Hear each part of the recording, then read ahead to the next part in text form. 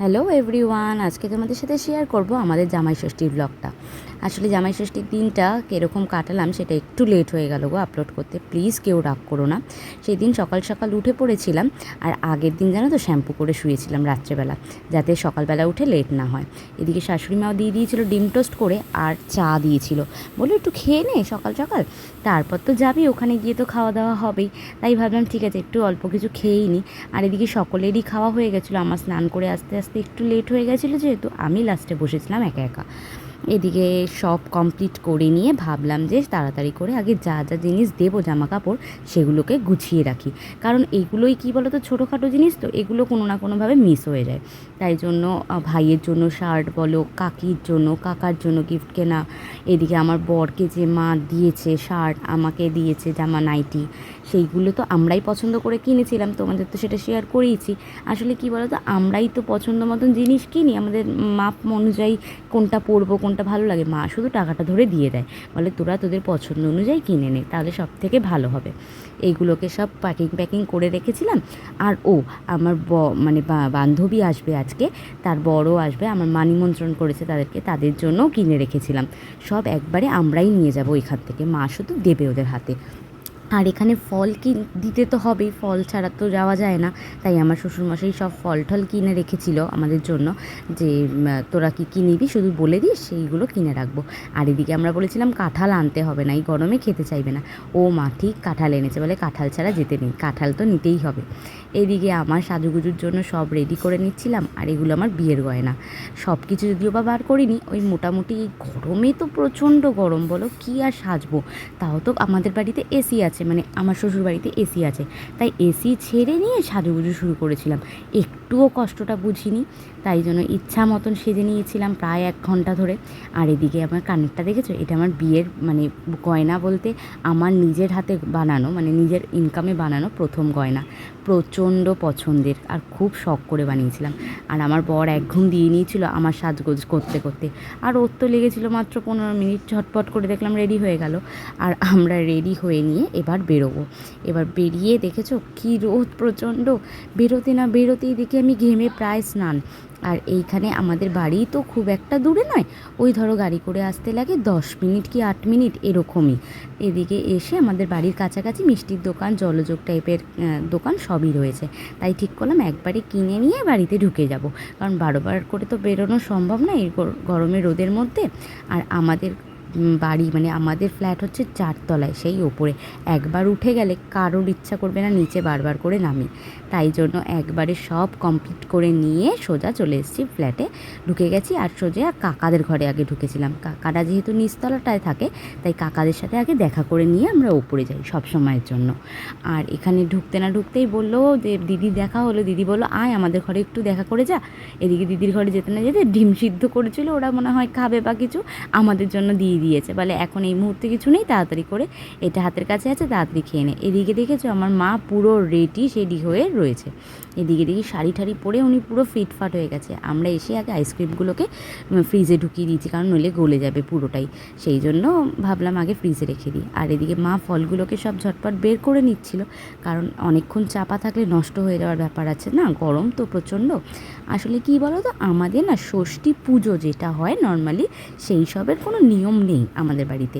আমাদের ষষ্ঠী মানে আগাগোড়াই আমি দেখে এসেছি, আমার পিসোরা যখন আসতো, আমার মা ঠাকুমা সব আয়োজন করতো, ওই খাওয়া দাওয়াটাই আমাদের বাড়ির মেন। জামাইদের ভালো করে আদর আপ্যায়ন করা, খাওয়া দাওয়া করানো, আর হাসি মজা এনজয় করা, এটাই আমাদের ষষ্ঠী বলতে গেলে। আর এদিকে আমি ঘামে তো পুরো স্নান, আমাদের ওপরে না প্রচণ্ড গরম, 4 তলা তো, আর একটুও মানে রোদের হাওয়া মানে পুরো লু বয় এরকম লাগবে। আর রাত্রিবেলা হলে ততটাই আবার আরাম, প্রচণ্ড শান্তি। এদিকে মা আর কাকি মিলে বসে পড়েছিল মানে ফলগুলো ছাড়ানোর জন্য। মায়ের তো রান্নাবান্না সব কমপ্লিট, আমি তো দেখে অবাক, মানে দুপুর 12টার মধ্যে নাকি সব করে ফেলেছে, কোন সকালবেলায় উঠে সব কমপ্লিট, শুধু ওই জিনিসগুলো বেড়ে নেবে আর ফলগুলো কাটাকাটি এই সবই শুধু বাকি ছিল। আমার কাকি এসে তাই একটু হেল্প করে দিচ্ছিল, যে এইগুলো তাহলে আমি সব তোমার হাতে হাতে এগুলো করে দিই, তাহলে চটপট সব রেডি করে বসে একটু কিছুক্ষণ গল্প করতে পারবে, নইলে একটুও কথা বলার সময় পাবে না। তাই জন্য সব কিছু বেড়ে ঠেড়ে নিয়ে এদিকে আমরা একটুখানি ঘুরে নিচ্ছিলাম, যে কখন কি হবে না হবে দেখি কি কি বাকি আছে। এইদিকে তারপরে কিছুক্ষণের মধ্যেই আমার বান্ধবীর বর চলে এসেছিলো। মা ওদেরকে জানো তো নিমন্ত্রণ করেছিল। আসলে ওই বান্ধবী আর বান্ধবীর বর প্রচণ্ড ভালো, প্রচণ্ড যাকে বলে।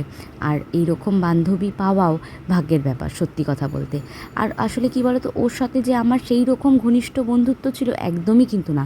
সেই ক্লাস 10-এর পর থেকে কিন্তু সেই রকম কোনো একসাথে আমরা আর পড়াশোনাও করিনি, একসাথে কোচিংও করিনি, কারণ ও অনেকটা দূরে থাকতো সেই রানীকুটির দিকে, আর আমি থাকতাম বাঘাযতীন, তাই কোনো দিনই সেরমভাবে একসাথে আর হওয়া হয়নি। কিন্তু ওই বলে না, কিছু কিছু বন্ধু থাকে যে মেন সময় পাশে থাকে, ও ঠিক সেই ধরনের। আর ওর বড় হয়েছে ঠিক সেই রকম।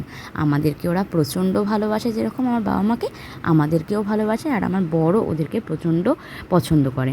আসলে কি বলো তো, সকলের সাথে পছন্দ না হলে মেশা যায় না। দেখবে মনে যদি মিল ঠিক না আসে তাহলে কিন্তু সকলের সাথে মিশিয়ে আরাম পাওয়া যায় না, ঠিক সেই রকমই। আর এদিকে মা দেখেছো কত কিছু রান্না করেছিল, মুগ ডাল সবজি দিয়ে, মাছের কালিয়া, মানে কাটাপোনা মাছের কালিয়া, আর চিংড়ি মাছের মালাইকারি, আর কষা কষা মাংস, চাটনি, আর ওদিকে পাঁপড় আর মিষ্টি, দই আর আইসক্রিম আর ফল, এই সব আয়োজন সব করেছিল। এখানে মা প্রচণ্ড প্রত্যেকটা রান্না খুব সুন্দর করেছিল নিজে হাতে। এদিকে সব থেকে পছন্দের হচ্ছে আমার কাছে চিংড়ি মাছের মালাইকারি, এটা আমি ভীষণ ভালোবাসি। আর এদিকে নিচে বসানো হয়েছিল দুই জামাইকে, ওই জাস্ট ফটো তোলার জন্য। এরা নিচে বসে খেতে পারবে না, তাই তারপর এদেরকে টেবিলে তুলে দেওয়া হয়েছিল। তারপর এখানে আমার ভাই বসে পড়েছিল নিচে, কারণ সে একটু ছড়িয়ে খেতে ভালোবাসে, ভালো মতো গুছিয়ে। আর টেবিলে যেহেতু তার জায়গা হবে না, তাই তাকে নিচে দেওয়া হয়েছিল, আর দুজনকে জামাইকে ওপরে দেওয়া হয়েছিল খেতে। আমার ভাই একটু গুছিয়ে গাছিয়ে খেতে ভালোবাসে, তো তাই একটু ওকেও সাজিয়ে গুছিয়ে মা খেতে দিয়েছিল। আর এখানে দুইজনে জমিয়ে বসে পড়েছে খেতে, একদম মন পুষিয়ে ধীরে সুস্থে খাওয়া স্টার্ট করে দিয়েছে। আর আমরা 4টে মেয়ে, মানে আমার মা, কাকি আর আমার বান্ধবী আর আমি নিচে বসেছিলাম একদম গুছিয়ে পিকনিকের মতন বনভোজন করতে। খুব ভালো মতন বসে এনজয় করে নিচে আমরা শান্তিতে খেয়েছি। আর আমার কাকা আর বাবা দুজনের ঘরে আলাদা করে খেয়ে নিয়েছে, মানে আগেই দিয়ে দেওয়া হয়েছিল তাদেরকে, যাতে অনেকটা বেলা হয়ে গেছিলো। প্রায় ধরো বেজে গেছিলো 4:30, আর খেয়ে উঠতে বেজে গেছিলো ধরো ওই 5:30, 5:30 কি 5:45 বেজে গেছিলো খাওয়া দাওয়া সব কমপ্লিট করে গুছিয়ে উঠতে। আর এদিকে আমাকে দেখেছো চিংড়ি মাছের মালাইকারি, এটা দিয়েই আমি বেশিরভাগ ভাতটা খেয়েছি। প্রথমে একটু ডাল দিয়ে খেয়েছিলাম ভাজা দিয়ে, তারপর ওই দিয়েই খেয়ে পুরো ভাতটা কমপ্লিট করেছি, আর কিচ্ছুটি খাইনি। আর এইখানে মা আমি সবাই মিলে ছাদে উঠে গেছিলাম যে সন্ধ্যাবেলা আড্ডা দেবো বলে, কারণ প্রচণ্ড ছাদে হাওয়া। আর সন্ধ্যা ওই 8টা 8:30 নাগাদ বোন আর বোনের উঠবিও এসেছিলো, ওদেরকেও ডাকা হয়েছিল, কারণ ওরাও ওদের সাথে মিশতে খুব ভালোবাসে। তাই অনেক দিন, মানে অনেক মাস পর দেখা হয়েছে, তাই জন্য বললো চল আমরাও একটু আসি, দেখা করে যাই। কারণ বোনের উঠবিরও আমার পিসির বাড়ির নিমন্ত্রণ ছিল। আসলে একসাথেই করার প্ল্যান ছিল, কিন্তু জিনিসটা পরে গিয়ে আর হয়ে ওঠেনি, নইলে ঠিক হয়েছিল সব একসাথেই খাওয়া দাওয়া সব কিছুই হবে। তা যাই হোক, হয়নি, যেটা পরের বার নিশ্চয়ই হবে, সেই প্ল্যানই করা হয়েছে। আর এদিকে একটু চা খেয়ে সকলের পেটে, কারোর পেটে জায়গা ছিল না অন্য কিছু খাওয়ার, ওই লাস্ট চাটুকুই ছিল জায়গা। সেই চা দিয়েই আমরা এনজয় করে খুব হাসি মজা এইসব ঠাট্টা করেই সন্ধ্যাবেলাটা কাটিয়েছি। খুব মজা করেছি সত্যি কথা বলতে। ফ্যামিলিকেও যেমন সময় দেওয়া হয়েছে, সেরকম বন্ধুবান্ধব, কাছের মানুষ, বন্ধুবান্ধবের থেকেও ভুল কথা হচ্ছে ওরা আমাদের কাছের মানুষ, সকলে মিলে এনজয় করে আমরা সন্ধ্যাবেলাটা কাটিয়েছি। আর যেহেতু আমার বান্ধবী ওটা অনেকটা দূরে থাকে, সেই হাওড়ার দিকে ওরা চলে যাবে, তাই খুব একটা লেট করেনি, ওই 9টা 9:30 মধ্যে ওরা বেরিয়ে গেছিলো। আর আমার বোনরাও চলে গেছিলো ওদের বাড়ির দিকে। আমরা তো বেশ এনজয় করেই কাটিয়েছি দিনটাকে। তোমরা কিন্তু বলো ভিডিওটা কেমন লাগলো, প্লিজ লাইক শেয়ার কমেন্ট করো। আজকের মতন টাটা।